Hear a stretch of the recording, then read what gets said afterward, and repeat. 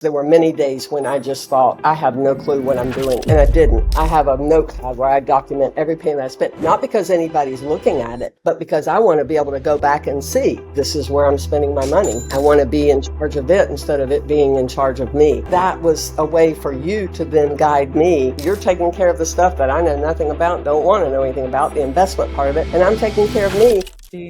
Rusty and I used to work together at the brokerage firm.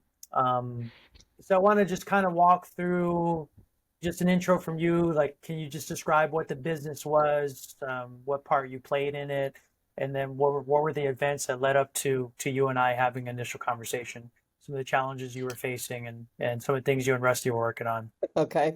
So, yeah, my husband had a design build landscape company that he started about 30 years ago, and I helped him in that in the business. And then he passed away pretty unexpectedly. It was about 5 months from diagnosis to day of death, and he in some ways we were prepared, and in other ways we were so unprepared. And his the business part of what we were doing, we were very unprepared, and we had been the classic business owners where when you've got a little extra, you put it into the business and you try to save, but then you go in and grab that savings when times are tough and times are lean. And we had we had not prepared for retirement at all. We had put everything into the business, and I guess just kind of in the back of our minds hoped that things would turn around at some point. So when he passed away, I was left with right where we were, a business that was making money, but just the money needed to be better managed. He was a great salesman. He could sell readers to a blind man, Hmm. but he did not manage it. He was so busy with the day-to-day workings of the business, he just didn't manage the money well.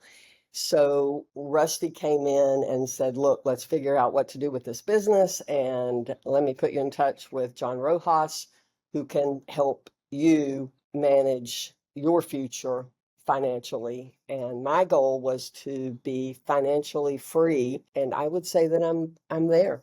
Yeah. I'm there. It's a hard thing to say because it feels very committal, but yeah, I'm there. I'm now enjoying my first sort of stint with spending some funny money Hmm. and giving myself the freedom to do that. Yeah. Um, I'm able to live and learn and continue to give back. So Initially we were looking at having to do a lot of different radical things to get you retired.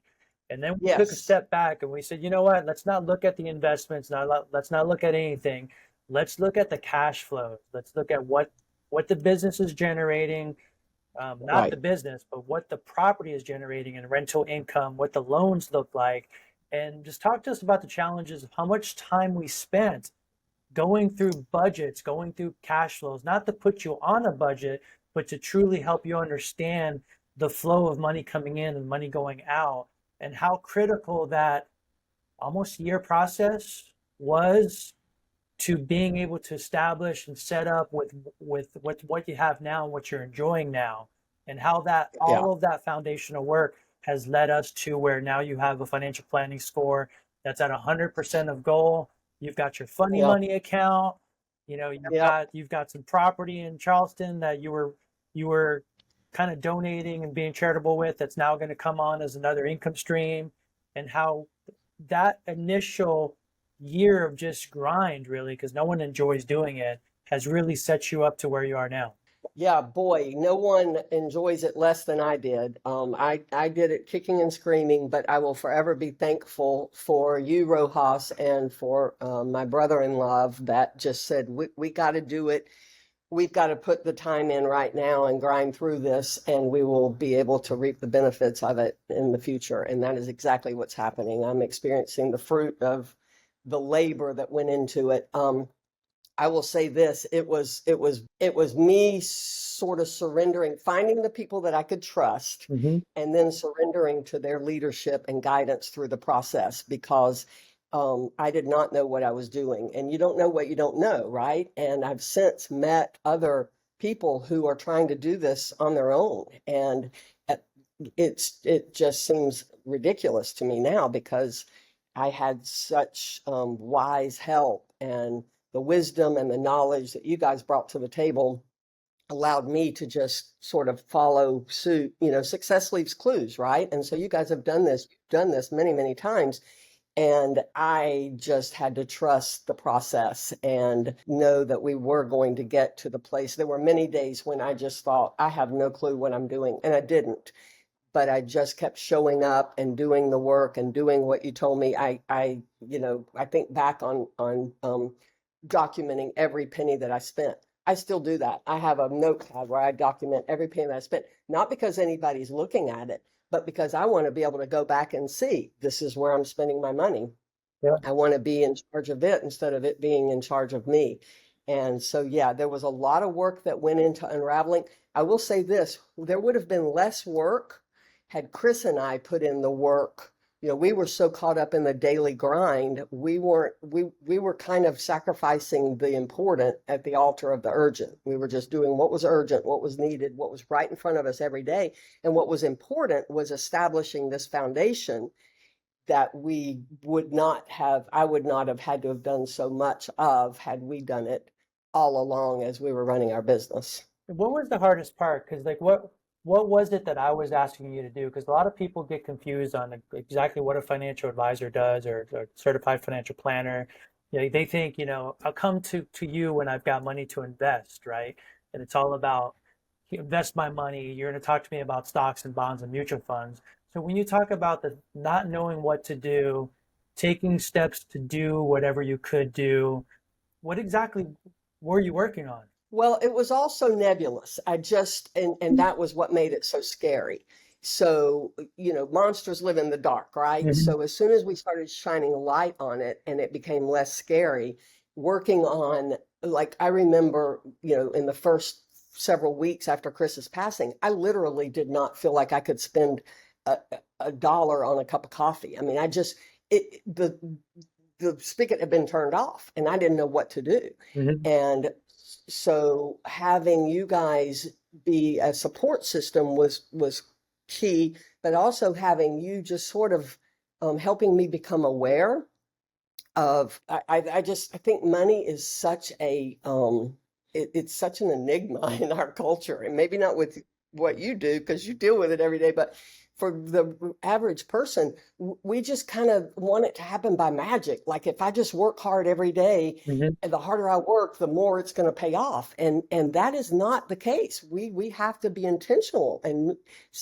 put our money, be intentional about what we do with our money and our investments.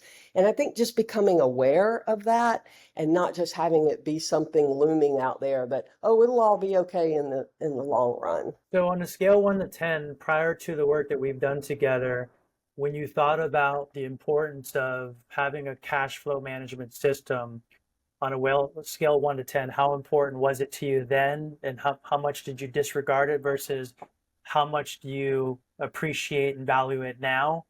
So the B word, which you have redefined as cash management system, but for me it was a B word and it was a 4-letter word. Like my husband and I never even approached the subject of budgeting was for people like Rusty Johnson, my brother-in-law, who is a numbers guy. Mhm. For us, it was just, I don't know. I don't know if it was fear or if it was just rebellion, like, no, I refuse. But on a scale of 1 to 10, I mean, we were at a 0 to 1. He was probably a 0. I was probably a 1, 2, just recognizing the importance. Now, I wish he could see me now because I just feel so in control of. I know there's a lot of uncontrollables and a lot that I can't, in the future, I can't foresee, Mhm. but I just feel so in control of what I have control over. And I'm not just trusting that by magic, it's all going to fall into place anymore. So now I'm at a 10, recognizing the importance of it. I'm not at a 10 at how my deafness of it, but I'm getting better just by being aware, just by recognizing the importance of it. And the crazy part is there's some people that are probably listening thinking, oh man, I wonder how much she's had to sacrifice of time, how much she's had to sacrifice of like spending or doing. But the reality is you went to go see your son in New York, spend some time up there. You go to Charleston often. You're in Cabo now, enjoying Mexico.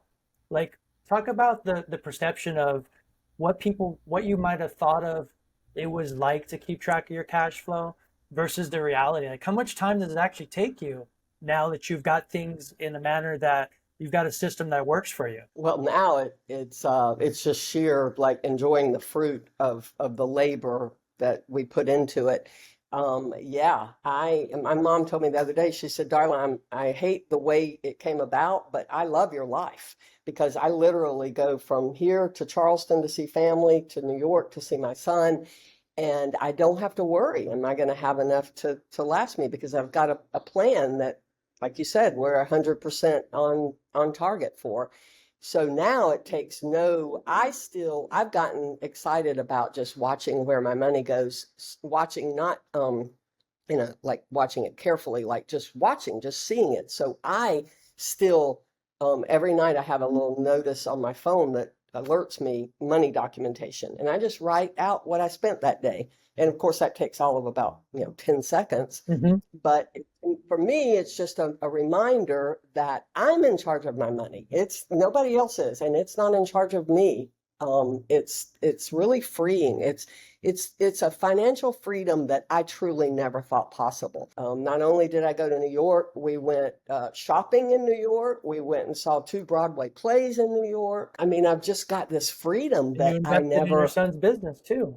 You know, I invested in my son's business. I sure did. start And up and you're now, able to put money into it and not worry about if anything happens, how it's going to affect exactly. your financial future. Exactly, because that to me is even more exciting than what I've invested in other places because I have a personal interest in that. That's Mhm. not just I want to see it my investment grow. That's I'm investing in my son and his passion. Right.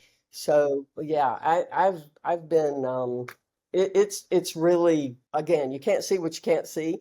So you have to just kind of in faith, like step forward. And once it's there, once it opens up, and I can't say enough about how freeing it is. It's just that, and again, I've got something to compare it to because I've got friends who just feel so sort of shackled by finances, but it's more because they haven't taken the time to let someone walk them through what they can do with their finances. It's just scary because they're not, you don't know what you don't know. Yeah. A lot of people use the ostrich effect. They just want to bury their head in the ground. They just want Absolutely. to pretend that it's going to go away And and pretend that like with us, with our small business, we just kept pretending that it would all work out someday. It would all become all this hard work would just, and I guess again, I guess we just thought it would happen by magic because we weren't doing, we would go through phases where we would, be responsible with money, and then it would all just go back into the business. And I guess we just, stuck our head in the sand and crossed our fingers and hoped that it would turn around one day.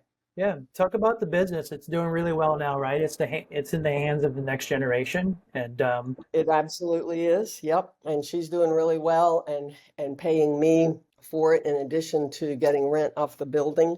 So I'm thanks to your wisdom, I'm able to have an income and not have to live off of what's set aside for retirement and just let that sit there and grow. So I don't freak out when I hear, of course, the media's job is to report, all the doom and gloom, and I don't freak out because I'm in it for the long haul, and I just feel really safe and secure with what my money's doing for me. yeah, and it's crazy. How much time did we actually spend talking about investments versus talking about financial planning, cash flow management, protection planning, making sure beneficiaries That's are it. set up properly and cash flows are Yep. optimized? I mean, what Yep. what was the percentage of talk about the money in the stock market and Wall Street versus talking about all the other things?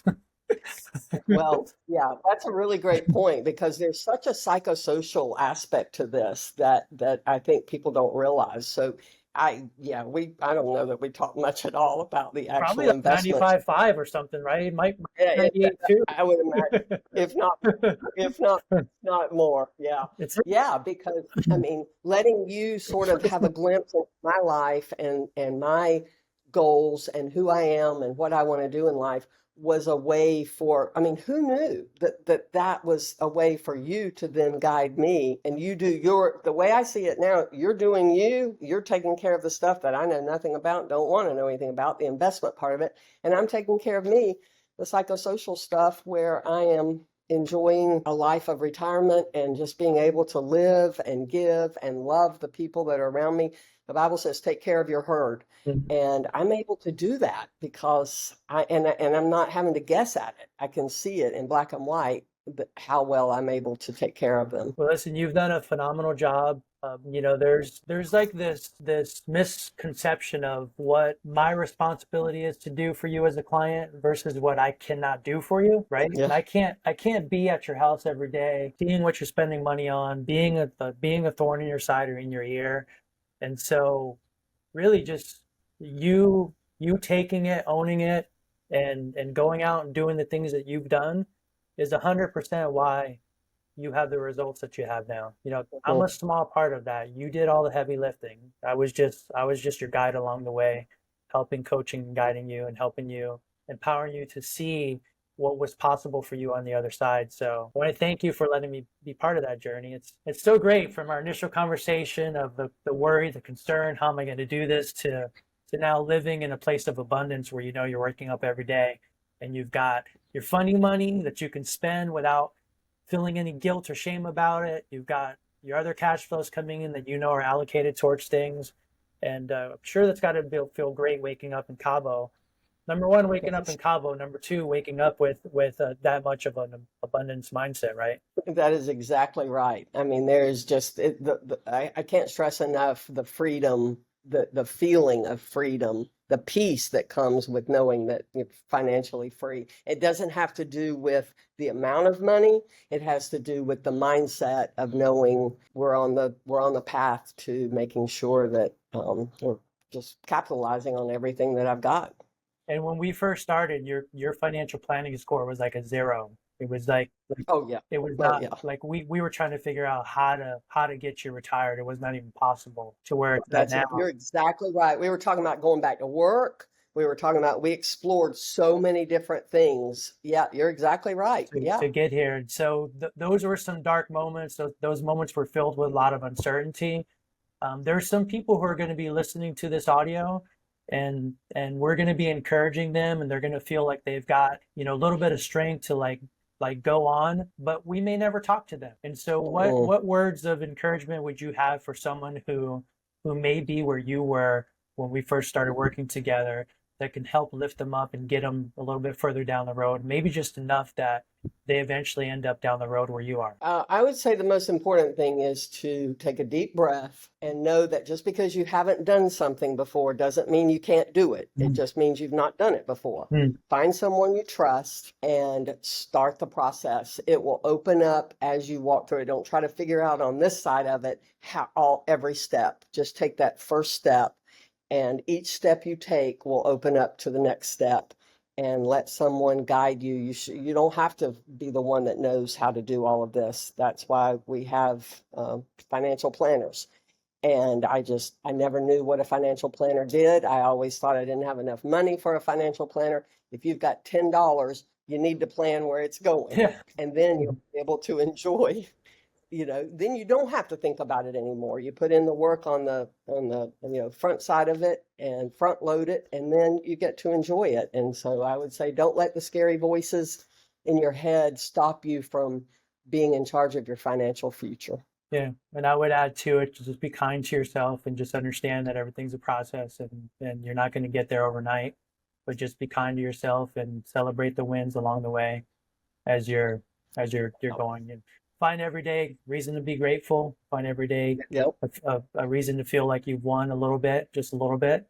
And next thing you know, you're on the other side, and you're a completely different person. I am a different person, and we have so many jokes in my family about, well, in the beginning it was, well, Rojas says this. Well, I can't do this. Now it's like somebody will say, well, shouldn't you be like saving for this? And I'm like, nope, Rojas says I'm good. Like it's like you've been the gauge of being able to say, Darla, when I say, all right, what else do I need to do? Am I doing anything? Am I not doing enough? Nope. Are you waking up feeling abundant? and making like Thanksgiving be your sacrifice every day. Yeah, Rojas, I am. You're good then. Yeah. It's like you've become, when in the beginning, maybe you were more of a teacher and then maybe a coach, and now you're my biggest cheerleader. And that is just the coolest thing, because I never thought I would sort of be, not win your approval, but be doing the things that a money person says you should do, because I was so clueless about money stuff. Yeah, there'll be times that you'll be worried, and my job will be to remind you, being worried is much different than not being okay. That's true. And That's very true. and there'll be times that you might be worried, but it's my job to make sure that you're okay. And that's exactly what's happened. We talk often and on a consistent basis, and it's just it's very freeing. Well, any closing thoughts? Anything that you would? This has been great. I think my goal for this is, if we help one person and they never reach out to us, but they listen to this conversation and they look at you and they say, you know what, I can do that. I can do what she did. I can start today. Then we Truly. may never know, but my wish is that it does happen, whether we know it or not. That there's someone we help either tomorrow or a year down the road or 10 years down the road, that this time we spent today made a difference in their lives. So Yeah, that was one of the Mhm. one of the first things that you told me was, I'm here to help people. Like, I want to help above everything, and that was very comforting to me, because my husband had sort of warned my son, look, people are going to kind of come in and want to take advantage. You make sure you look out for that. And it was so comforting to know that I had people that I could trust and that truly were in my corner and wanted me to succeed. So I hope the same for anyone who is listening, that you would just take that first step and know that it's not nearly as scary as it is in your head. Yes, for sure. And listen, I started the channel for exactly that reason, to help as many people as I can. That's part of my legacy piece. And so if you're watching this and you've got questions, if you've got concerns, if there's anything on your mind, you don't know who to talk to, you don't even know how to ask the question, just book a call. There'll be a link below. Just get on my calendar and let's talk about what's on your mind. And any way I can help guide you, I'm happy to do so. And Darla, I want to thank you for being willing to share your story with everyone, being willing to be on there, and just super excited for what you've accomplished so far and what is yet to come in the for your future. The best is yet to come. Yeah, one day we'll be doing this in Spanish. Oh my goodness. Okay. You're breaking up. I can't hear you. Everyone, thanks for watching, and we'll see you in the next video.